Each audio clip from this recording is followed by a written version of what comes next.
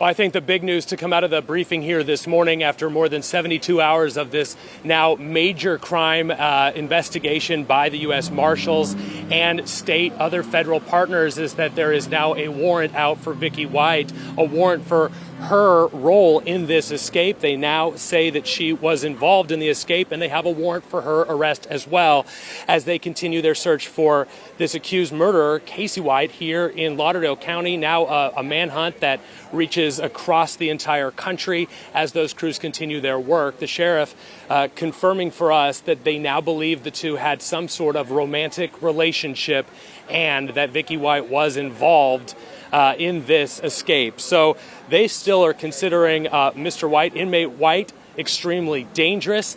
They are still asking for tips. They say they've received several, including information about a vehicle that they're now looking for. They have some new security video that shows the two making their way directly from the detention facility to the parking lot here in Florence where they found that patrol car.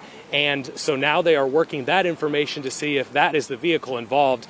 Here are the photos of these two as this manhunt now widens across the country. Sources here in Lauderdale County at the sheriff's office telling me this morning that they don't believe that the two were able to make it over international borders as far as Canada or Mexico. They've been working in the background with border control on that front, and they don't believe they were able to catch a flight out of here as well. So again, they are looking at the roads as a possibility. But again, they don't know where they might be. There's no information about where they're at right now. I asked about how that search is coming along and the reaction here inside this organization. We know that Vicky White was set to retire effective on Friday. It was going to be her last day after more than a decade working at the Lauderdale County Sheriff's Office. The sheriff telling us that all of this is just completely shocking for him and his staff that worked alongside Vicky for years.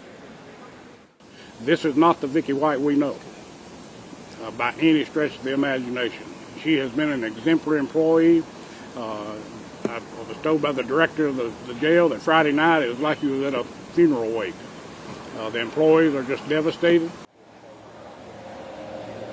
Again, a lot of questions in this mystery, but a lot of work has been done over the last 72 hours, now bringing in those larger agencies and federal agencies to help in the search. We now also know that Casey White was actually brought back here to Lauderdale County for some court appearances in the next couple of weeks. So he's being housed at the detention facility after first being in a state lockup in a prison in the state. He was brought here for those appearances, and that's why he was here when this all happened. As you may know from our coverage so far, he was able to get out of that detention facility.